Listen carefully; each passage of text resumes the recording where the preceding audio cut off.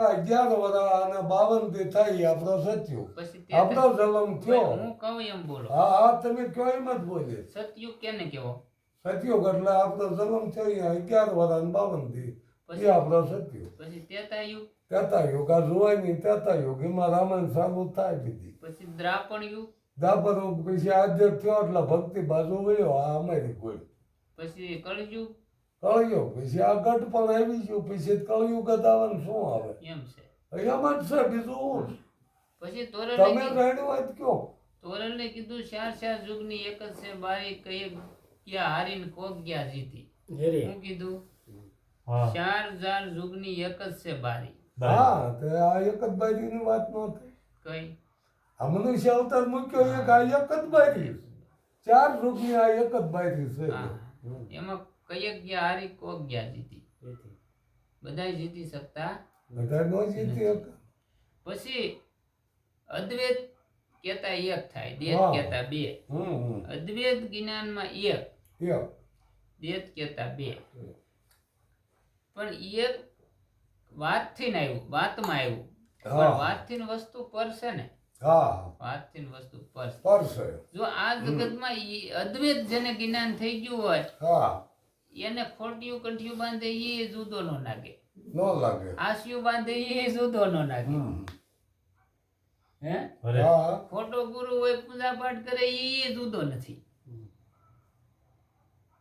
અને નથી કરાવતો એમાંથી છોડાવે એ જુદો બીજો છે જ નહીં ને. ઈ કરે છે ઈ નો ઈ છે. ચોરી કરીને તું ભાગ્યો પકડવા વાળો તું નો તું છો એમાં ઓલા નું દોષ દેવો એમ નથી.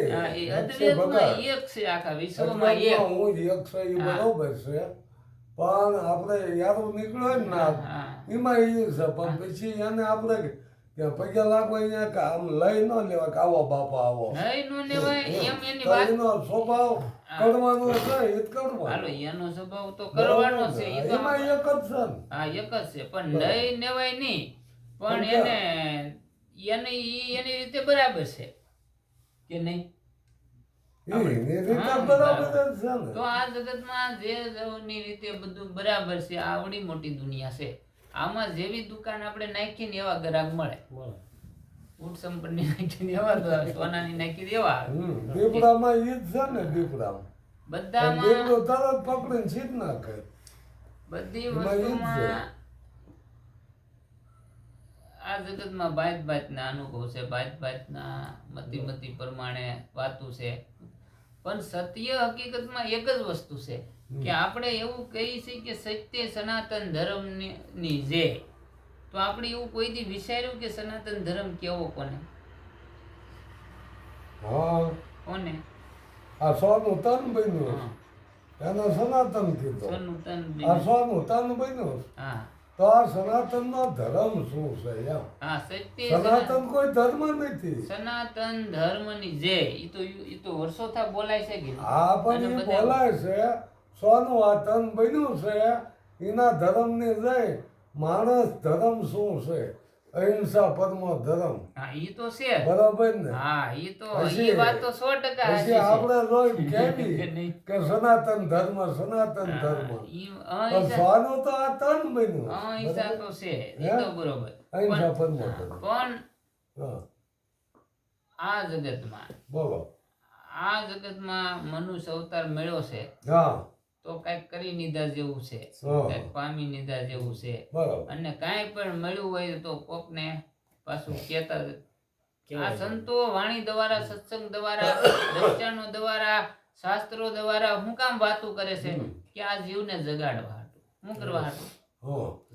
આ જીવ એકવાર જાગી ગયો અને આ એને એમ થઈ ગયું મારે કઈક કરવું છે પછી એનું મન નો સમજે ને એના મનનું સમાધાન નો થાય ને ત્યાં સુધી સત્સંગ છે. એમ નહીં ભગત હું એમ કહું કયા શાસ્ત્રમાં લખ્યું છે અને કયા સંતોએ કીધું કે તે મંદિર બાંધી ઈ વાત તમે જાણો ઈ વાતને આપણે વાતે મંદિરોની આપણે ક્યાંમાં વાત આવે છે. હા મંદિરોની આમાં આપણે વાત કઈ આવવાની નથી અને આવતી પણ નથી. આપણે મંદિરોની વાત માનતા પણ નથી અને અજ્ઞાની માણસો માટે ઈ બરોબર પણ છે જ્ઞાની માટે ઈ નથી. જ્ઞાનીને તો એને વર્તાઈ ગયો પણ અજ્ઞાની માણસો ફાંફો મારે તો એને કોઈ પાછા જ્ઞાની ગુરુ મળે તો બતાવે કે ભાઈ અહીંયા નથી અહીંયા છે. પણ હા એક વાત ચોક્કસ છે કે મંદિરો તો હું ઓડા ઊભા કર્યા કે ખેતર બડા બીન રખવાલે આ ઓડા ઊભા કર્યા દેખત વિના હરણા બીના. ઈ કે આમાં દેખ ઈ હરણાને તો ખબર નથી કે આ ઓડું છે કે માણસ છે, એટલે બીવે છે કે અહીંયા મંદિર છે એટલે નમી, અહીંયા મંદિર છે એટલે આમ કરી. ઈ તો જ્ઞાની માણસો માટે છે. કોના માટે છે? હવે જે માણસને જ્ઞાન નથી. ગંગા સતી તો એવું કીધું નવધા ભક્તિમાં નિર્મળ રહેવું. પાનભાઈ શું કીધું કે નવધા ભક્તિમાં તમારે નિર્મળ રહેવું, એવું પણ કહી દીધું. સંતોએ એવી પણ વાત કરી છે કે નવધા ભક્તિમાં નિર્મળ રહેવું. પછી સંતોની મતિ પ્રમાણે, સંતોના અનુભવ પ્રમાણે, સંતોની ભૂમિકા પ્રમાણે એમને વાત કરી છે. કેવી રીતે વાત કરી કે ગંગા સતી એમ કીધું છે કે પિંડ બ્રહ્માંડથી પર છે ગુરુ મારા, એનું હું દેખાડું તમને દેશ. તો આ વાત હાસી છે ખોટી? આ વાત હાસી ખોટી? ગંગા સતીની વાણી છે કે નથી? છે ને? તો નખીરામે કયો દેશ? હવે તમે બે નો સંમેલ કરો. એમ નહીં, ગંગા બ્રહ્માંડથી પર કીધો છે તો એ દેશ કયો? ઈ તો પછીની વાત છે. આ તમે બે સંતોના ઉદાહરણ લ્યો. ઓલી એમ કહે છે કે પીઠ બ્રહ્માથી પર છે ગુરુમાં. બોલો નખીરામ કહે છે કે વર્તાણા આનંદ નીલા નેર બેની મને ઘટમાં સદગુરુ મળ્યા. તો ક્યું હાસું? બોલો એક એમ કહે છે કે ભીતર મળ્યા, એક એમ કે પીઠ બ્રહ્માથી પર છે. ભીતર એટલે શરીર ની અંદર નથી કીધું. પણ ભલે ને ગમે ને પણ બેની વસાવાય, બેની વસાણ ઓલે પર કહી દીધું, એને પર કીધું. હા આને તો પર એટલે બેની વસાળે એટલે એમને પિંડ બ્રહ્માંડ થી પર બેની. આ કીધું બેની ગુરુ અને શિષ્ય ની વસાળે જે મળ્યા એ સદગુરુ ની વાત કરી. પછી અને એ અંતર ભાગ્યા વિના ઉભરો આવે ને. પછી હું છું એ વર્ણન કર્યું. એ કોટી ભાણ ઉગ્યા કર્યું કે નો કર્યું? પછી એને જે જે અનુભવ છે પાવન બજારવું એને જે જે છું એ પછી એને અનુભવ નથી. પણ આપણને એ માયલું કેટલું થયું એની વાત કઈ કરો ને તો આપને કઈ થયું એ માયલું કોટે ભાણ વિગ્યા ક્યાં? અરે આ તો સંતોની વાત, સંતોની વાતો તી કીધી. આપણે તો એ સમજવું શું એ હું કહું. આપણી વાતો તો ક્યાં આપણને તો કઈ થયું હોય તો વાતો કરવાની કઈ થયું જ નથી. હા તો એ માયલું કઈ થયું નથી તો કઈ એવું હોય નહીં. ઈ સંતો માયલું તો આપણને પણ મને કોઈ એમ નથી કીધું મને આ થયું લ્યો હાલો. મારે તો બહુ એ બેઠું જ થઈ સંતો આવે તમને તો થયું હોય બરોબર ને.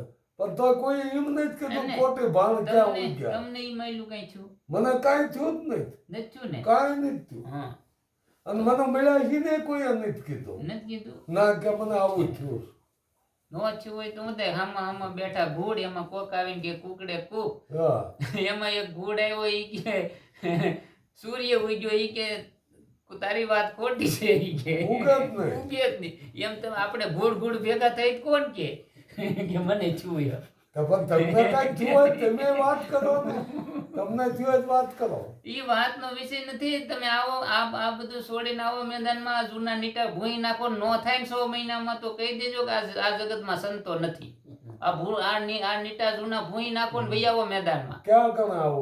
આ બધું તમારું ભૂલી જાવ. હું એમ કહું ને કે આની જ પૂજા કરો એટલે એની જ કરવી પડશે. પછી તમે તમારું ડાપણ નહીં હાલે.